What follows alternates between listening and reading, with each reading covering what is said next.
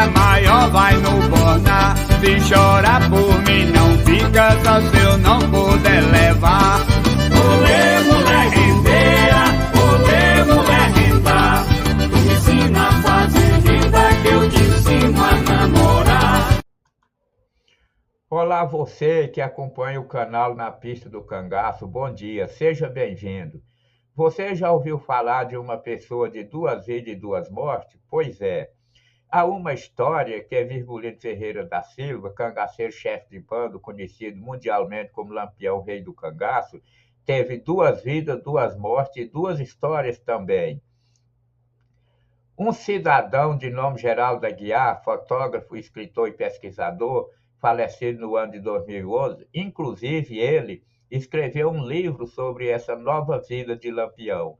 Depois de 17 anos de pesquisa, descobriu Lampião em Minas Gerais e que o cangaceiro morreu já velhinho. Um radialista proprietário da Rádio FM no município de Bom Jesus da Lapa sustenta essa tese de que Lampião não morreu em Angico. Vamos então à história.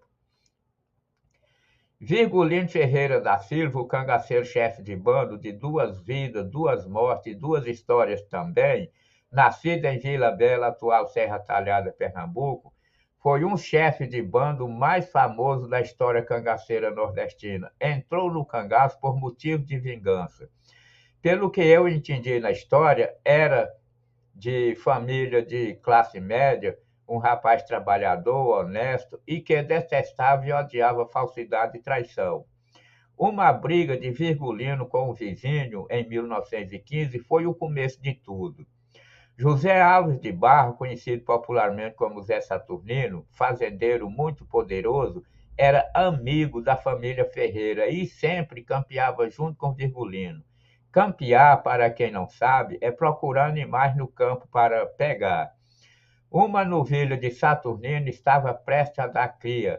Então o fazendeiro e Virgulino foram campear para pegar a novilha e colocar o chocalho como identificação, e por duas vezes não conseguiram.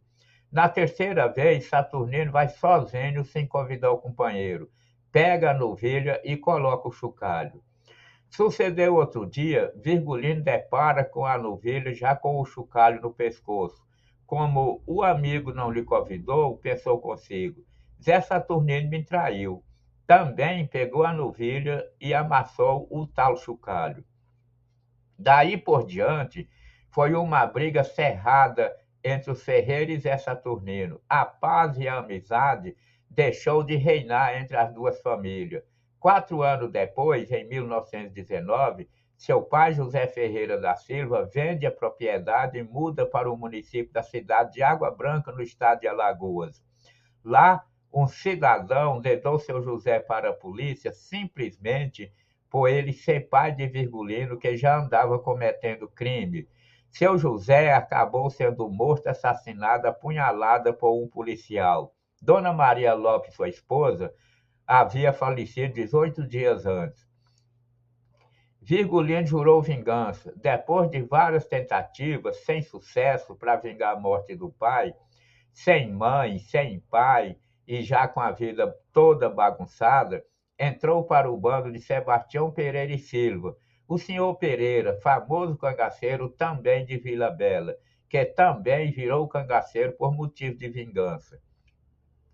Senhor Pereira era de família muito rica e há anos a família Pereira vinha em conflito com a família Carvalho, também muito poderosa. Os conflitos naquele tempo geralmente eram por motivo político e limites de terra. Sucedeu que um membro da família Carvalho matou o patriarca da família Pereira. Então Sebastião Silva Pereira, com 17 anos na época, teria dito para os irmãos: vocês têm mulher e filho para cuidar, deixa a vingança comigo. E por esse motivo mergulhou de vez no mundo do cangaço e adotou a alcunha de Senhor Pereira.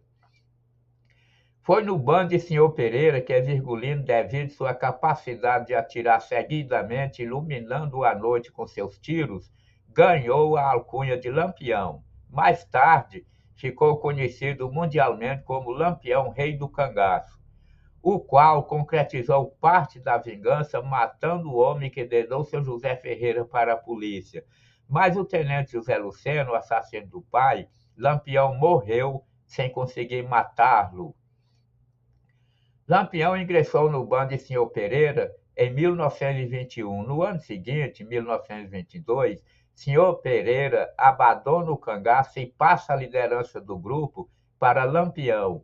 A primeira ação de Lampião como chefe de bando foi atacar a cidade de Belmonte, Pernambuco, e assassinar o coronel e chefe político Luiz Gonzaga Lopes Gomes Ferraz. Depois do ataque, o grupo fugiu para Alagoas. Segundo diz a história, Lampião percorria 7 estados nordestinos. Em 1929, Lampião conheceu Maria de Déia na Bahia, casada com o primo sapateiro José de Neném. Brigada e separada do marido, voltou para a casa de seus pais, no povoado Malhada da Caiçara, a 38 quilômetros da cidade de Paulo Afonso. Em uma passagem de Lampião por lá, Maria de Déia e o cangaceiro, então, engataram um namoro e se apaixonaram. Em 1930, Lampião carrega Maria de Déia, que passou a ser chamada de Maria Bonita. Lampião comandou o bando que herdou do Sr. Pereira até julho de 1938.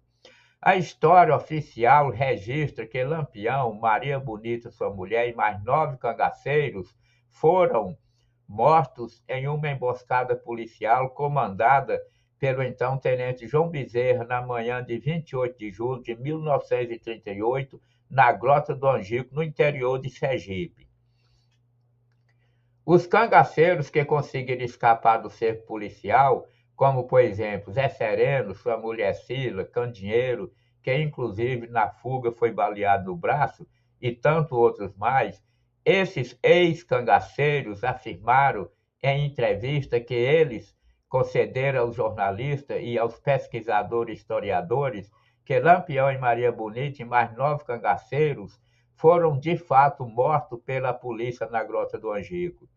Agora, já quase um século passado, surge nova história de que Lampião não morreu em Angico. Uma testemunha de nome Nivaldo Vieira, 76 anos na época, morador de Belmiro Gouveia, Alagoas, em uma entrevista que ele, seu Nivaldo, concedeu no domingo de 8 de março de 2020 a uma emissora de televisão, afirma que ouviu da boca do ex-policial José Ponta de Godoy, o qual participou do ataque em Angico, que Lampião, em meio ao tiroteio, fugiu baleado. Seu Nivaldo disse ainda que uma filha do ex-policial Ponta de Godoy, chamada Ingraça, enfermeira aposentada de 78 anos, falava: "Meu pai sempre dizia que Lampião não morreu em Angico, fugiu baleado." Também há outros relatos de que Lampião e Maria Bonita se escaparam do tiroteio, tiveram escondido em fazenda de amigo nas margens do rio São Francisco, depois foram para Minas Gerais, onde moraram em vários lugares.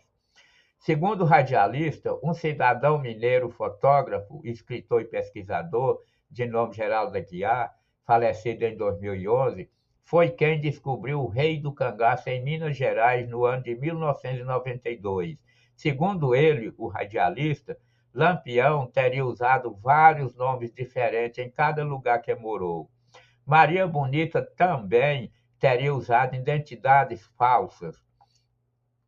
O último nome que Lampião usou em Minas, segundo o radialista, foi Antônio Maria da Conceição, morador e proprietário da fazenda Buritis, no município da cidade de São Francisco, onde faleceu de morte natural dia 3 de agosto de 1993, às 3 horas e 20 minutos, aos 96 anos e 20 dias de idade. E Maria Bonita foi vítima de câncer. Faleceu no Hospital São Lucas, dia 3 de agosto de 1978, aos 70 anos. O pernambucano Virgulino Ferreira da Silva, o rei do cangaço, que tenha morrido na Grota do Angico, no cerco policial, ou que tenha morrido de velho em Minas Gerais, o fato é que foi o cangaceiro mais famoso do século XX, que comandou um bando e atuou por 20 anos no Nordeste brasileiro. Entrou para a história mundialmente como Lampião Rei do Cangaço.